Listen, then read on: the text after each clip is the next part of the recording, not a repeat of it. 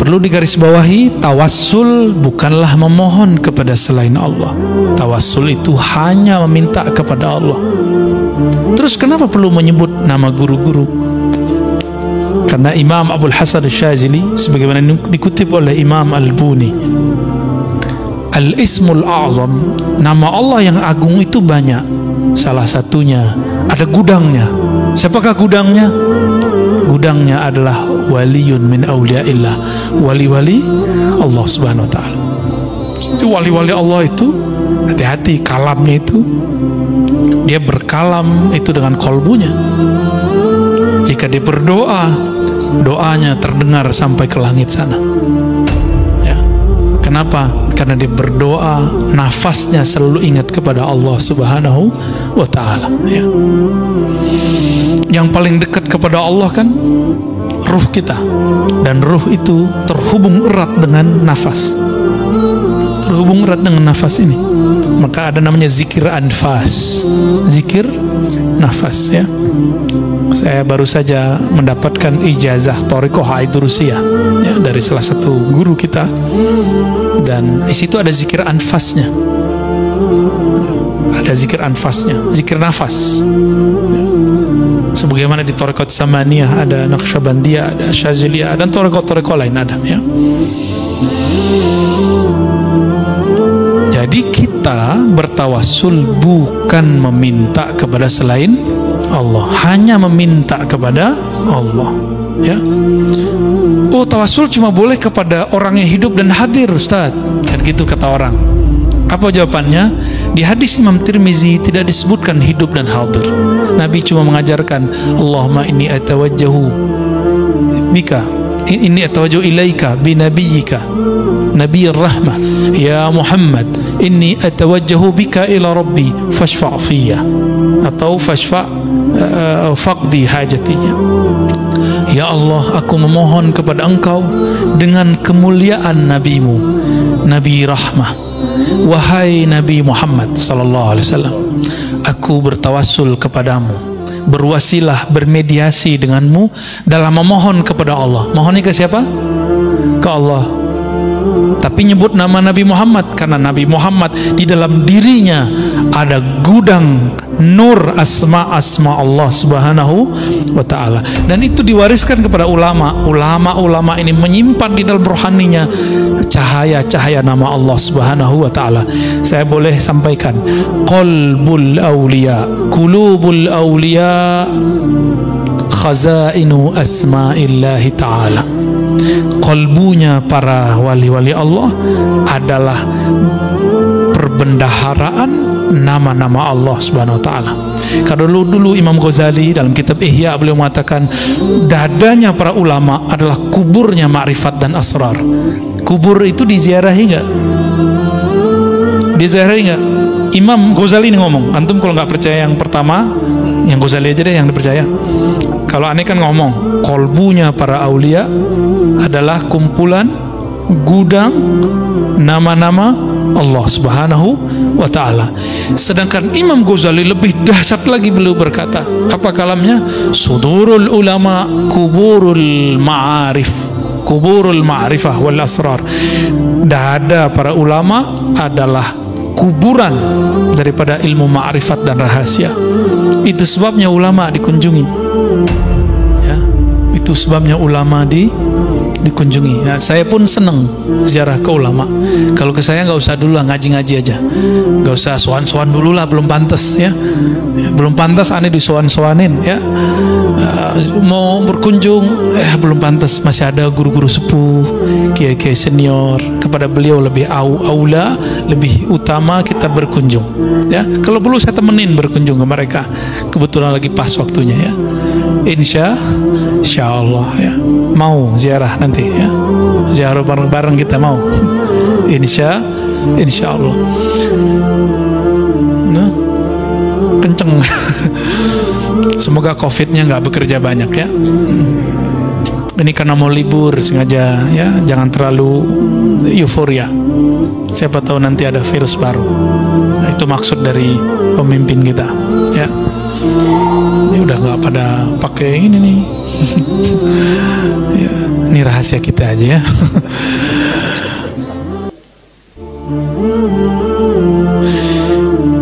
Engkau memohon kepada selainnya liqillati hayaika minhu, karena engkau tidak tahu malu. Nggak tahu malu, udah tahu semuanya dikasih oleh Allah. Udah tahu bahwa satu helai rambut pun Allah yang menumbuhkan. Sudah sadar bahwa kita ini baiknya karena Allah yang membaikkan. Masih aja minta kepada selain Allah.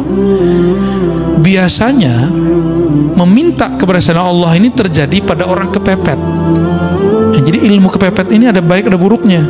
Kalau waktu kita mahasiswa kepepet malam ini langsung jadi itu skripsi. Ya. Tapi kepepet, nah ini biasanya kan yang kepepet tuh orang sakit. Kalau sakit datang ke dukun tuh. Dukun, ya tahu deh ya. Dia kan minta ke Allah juga sebenarnya. Cuma kan antum dia disuruh syirik. Tapi ingat, ada orang yang dituduh dukun, dia bukan dukun. Nah itu disebut uskun, ustad, tapi dituduh dukun. Ya ahli ruqyah, itu dia nggak syirik. Ya, yang teman-teman ruqyah itu saya tidak menentang praktek itu, saya cuma ingin mengingatkan jangan asik di situ, gitu aja. Ruqyah kan salah satu yang dibolehkan Nabi Muhammad Sallallahu Alaihi Wasallam. Jadi kita nggak masalah, tapi jangan halu, ya, berbahaya. Masa percaya sama orang lagi kesurupan? Saya paling merasa aneh jika ada orang mentasdik, mempercayai omongan orang kesurupan. Orang kesurupan antum percaya? Makanya ada video orang ngambil kaligrafi nama Ashabul Kahf, di tengahnya ada qitmir. Ya. Gitu kan. Saya ada di sini karena itu. Nah, ini cara setan lewat jin yang nyusup, ya, sehingga menjadi kesurupan ke badan seseorang untuk menghina nama-nama kekasih Allah. Ashabul Kahf itu kalau dalam ilmu ma'rifat termasuk nabi-nabi tapi bukan rasul. Karena sebelum Nabi Muhammad SAW, nah wali itu nabi. Sebelum Nabi Muhammad, semua wali-wali Allah yang dapat nubuat, ya, dapat kabar ilham itu pasti wali, kecuali orang-orang soleh, ya. Ada wali-wali yang khusus lah. Kalau wali amnya nggak masuk, ya, wali amnya nggak masuk nabi. Tapi kayak mereka Ashabul Kahf, sebagaimana disebutkan dalam kitab Tazkirah, Ashabul Kahf itu nanti akan muncul kembali. Itu nggak tahu gimana ceritanya.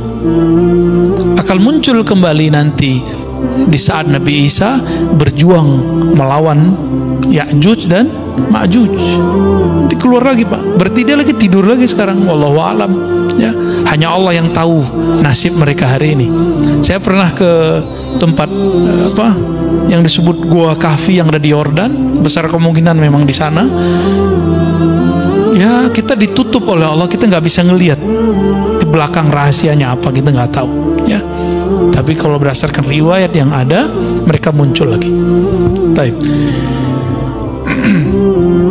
Ada kepepet kedua, orang yang sudah mentok biasanya jabatannya, posisinya. Biasanya ini pejabat-pejabat nih, hati-hati, ya. Pejabat-pejabat, nggak tahu, kelas menteri mungkinnya dia ada. Cari backup ke siapa? Ya, direktur yang sudah kesohor tuh, ya, udah mentok dia, udah bingung. Nah, cari backup, mau cari backup ulama, terjebaknya kepada dukun yang berbaju ulama. Ada ulama dituduh dukun, nggak dideketin.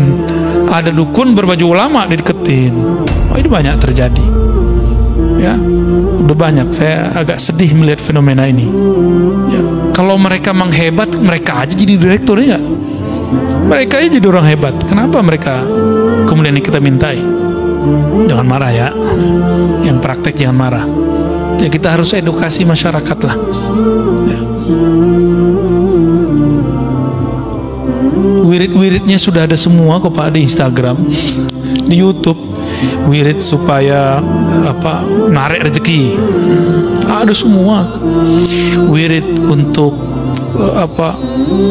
jabatan naik, ada semua. Antum mau ngamalin nggak? Ya, itu aja sebenarnya. Tapi ada cara paling ringkes, puasa Daud, sedekah, udah beres. Karena sebaik-baik karir Nabi Daud. Nabi Daud itu karirnya terbaik. Apa rahasianya? Rahasianya apa coba? Puasa Daud ya. Ya namanya puasa Daud, ya Nabi Daud yang puasa. Dulu di awal Allah mencipta Sayyidina Adam, Nabi Adam dikasih unjuk takdir semua keturunannya, termasuk saya duduk malam ini di sini dan antum hadir malam ini. Nabi Adam sudah dikasih unjuk. Nabi Adam tahu. Ya, maka Nabi Adam tersenyum kalau ngeliat kita ngaji. Alhamdulillah. Nabi Adam melihat di antara takdir itu ada yang unik. Yang unik apakah itu? Nabi Daud ahli pandai besi. Dia akan bisa menciptakan senjata-senjata yang hebat, tapi umurnya tidak cukup. Umurnya barangkali cuma sampai umur 60-70. Anggaplah 70. Dia mati, meninggal. Akhirnya Nabi Adam mengatakan seandainya, ini wahyu ke dalam hatinya. Jadi wahyu itu ada macam-macam juga. Ada yang sudah di Lauh Mahfuz, ada yang langsung ke dalam ruhnya para nabi. Ini tingkatan-tingkatan wahyu Pak, yang sudah sampai. Jadi Allah berkalam ke Lauh Mahfuz. Itu babnya kudrat iradat, kita sebut takdir. Ada yang masuk ke dalam ruhani para nabi dan para wali. Nah ini namanya bukan takdir, namanya rahmah. Ya, karena aras itu adalah tempat Allah mengejawantahkan rahmatnya. Disebutlah Ar-Rahman 'alal 'arsy istawa. Terhadap aras lah Allah meratakan, melimpahkan rahmatnya. Aras itu di atas langit. Antara langit dan aras ada takdir, Lauh Mahfuz. Berarti hukum aras lebih tinggi daripada hukum Lauh Mahfuz. Seperti, mohon maaf, kolonel, atau kalau di polisi apa namanya? Kombes punya suatu kebijakan, terus ada atensi dari jenderalnya, jenderal bintang 1, berubah nggak dia? Berubah. Di dunia aja begitu, gimana di langit nggak? Ini kan cuma imitasi yang di sana. Yang ada di alam ini adalah imitasi. Apa arti imitasi? Ya, tiruan yang di sana, yang hakiki yang di sana. Nah, langsung hukum arsyah, hukum rahmat yang disebutkan di dalam Al-Quran, ya, bahwa rahmat Allah mendahului ghadabnya. Di hadis qudsi juga disebutkan begitu.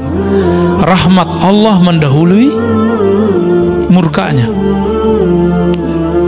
Dalam sebuah lafaz ada kalimat di hadis qudsi, misalnya inna rahmati sabaqat ghadabi, sesungguhnya rahmatku mengalahkan, mendahului ghadabku.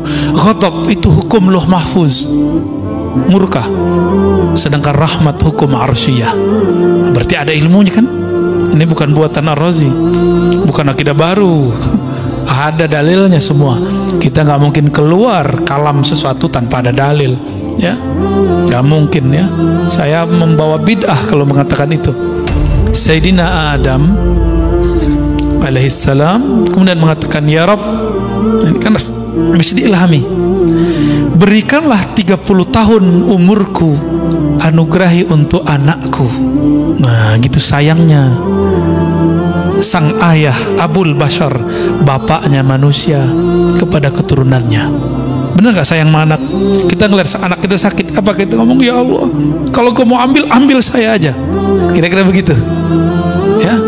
Ini kok ada ya orang ngomong ya terhadap orang yang pernah belajar sama dia, ente murtad, ente kafir, kan aneh kan gak pantas begitu. Berarti dia gak pernah merasa jadi guru yang sebenar-benarnya, karena guru yang ada mengayomi, mendoakan kebaikan, bukan memvonis ya. Itu aneh kalau itu terjadi. Seorang Abul Bashar, karena guru itu Abul Ilm, Abu Talamiz, Abul Muridin. Guru itu adalah ayahandanya seorang murid. Nabiullah Adam alaihissalam mengatakan, ya Allah, berikanlah 30 nyawanya dikasih. Bukan hanya doa, nyawa dikasih, Pak. Antum ada yang begitu? Saya melihat sosok itu ada di Imam Sya'rani. Imam Sya'rani ketika melihat ada jamaahnya, muridnya sakit, dikatakan, ya Allah, daripada dia yang sakit, saya aja yang sakit. Ada muridnya ketimpa apa, masalah apa, selalu mengatakan, ya Allah, takdir dia pindahkan kepadaku, biar aku yang nanggung. Kalau dia nanggung, dia kafir. Dia putus asa kepada rahmatmu. Dan saya ketemu beberapa wali-wali begitu di negeri ini. Di negeri ini, Pak. Makanya alhamdulillah negeri kita masih ada yang nanggung maksiat kita.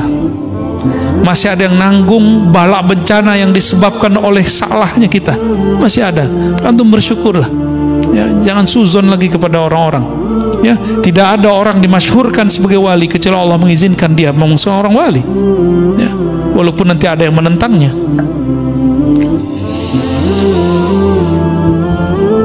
Akhirnya Sayyidina Adam, takdir rahmah mengalahkan takdir kudrat iradat. Diberikanlah 30 tahun. Apa yang terjadi? Setelah umur itu dikurangi, berarti umur Nabi Adam berkurang. Datanglah malaikat maut mengatakan, Mas Adam, sekarang saya datang mau menjemputmu. Mau jemput gimana nih? Kan jatuh gue masih ada 30 tahun lagi, kira-kira gitu. Loh, kan bukannya dikasih sama anakmu, udah dipindahin, di Lauh Mahfuz sudah diganti. Oh, nggak bisa, saya lupa, nggak ada saya ngomong begitu. Itulah awal nisyan, ya, waqa ala Sayyidina Adam. Awal kelupaan terjadi pada Nabi Adam. Atas dasar itulah kata Nabi Muhammad SAW, keturunan Nabi Adam pasti akan lupa. Lupa sama Allah, lupa sama Rasulullah, lupa sama anak bini, ya. Lupa, emang dari sono. Mau gimana lagi? Hukum rahmah terjadi lagi. Nabi Adam ini kan posisinya lebih tinggi dari malaikat maut. Ya Allah, saya lupa. Menurut saya masih ada 30 tahun lagi. Ya udah, 30 tahun lagi Nabi Adam hidup. Malaikat maut pensiun dini, ya. Diundur. Yaudah, gua ngalah deh. Mundur malaikat maut. Ya, lucu juga, Pak. Jadi ada semacam negosiasi juga di alam sana. Ya, menarik nggak cerita begitu? Dongeng apa lagi nih, Arazi? Hadisnya sahih kok. Cuma saya ceritakan dengan bahasa kita malam ini. Itu aja bedanya. Ya. Terus Nabi Daud. Ini yang jarang diceritakan. Kenapa kemudian Nabi Daud puasanya sehari puasa, sehari tidak? Itu asrarnya, ada rahasianya. Untuk menebus hukum rahmah itu, as-saumu li, puasa itu milikku. Milikku ini hukum rahmah. Maka cara Sayyidina Daud untuk berterima kasih kepada Allah, berterima kasih kepada Nabi Adam, dia berpuasa, puasa Daud. Jadi antum kalau mau ada yang diniatkan, ya, untuk memperpanjang sesuatu, nah ini kita buka rahasianya, ya. Ingin mendapatkan sesuatu, ya sifatnya duniawi atau ukhrawi, bahkan makom kewalian, puasa Daud. Ya, tapi niatnya saya sarankan supaya nggak kena kitab ini. Ya Allah, aku niat puasa Daud karena Engkau saja. Kalau jabatanku dinaikin, ya alhamdulillah. Rezekiku dilancarin, ya alhamdulillah. Yang penting aku karena Engkau. Jika nanti antum puasa Daud, rezekinya nggak nambah, jangan berhenti puasa Daudnya. Karena kita puasa bukan karena rezeki, kita puasa karena Razzaq, bukan rezekinya. Kita bukan penyembah rezeki, kita penyembah Allahur Razzaq. Jabatan kita malah kemudian turun. Kata Ustadz ini katanya bisa bikin naik, malah nggak naik, malah jatuh. Berarti ada rahasia lain. Rezeki kita gak kemana-mana. Banyak orang yang diturunkan jabatannya, kalau dia husnuzon, tunggu lahazat, beberapa saat saja, sebulan 2 bulan bahkan tidak lama, Allah carikan ganti yang lebih indah. selalu begitu. Akhirnya Sayyidina Daud seumur hidupnya dia berpuasa sehari, puasa besok tidak, untuk kompensasi hukum rahmah. Ya, hukum rahmah, hukum kasih sayang. Ya, supaya tanda terima kasihnya nyambung kepada Allah SWT. Ya, sudah pernah dengar masalah ini sebelumnya? Ya, udah kali ya. Bentar ini dituduh bid'ah lagi.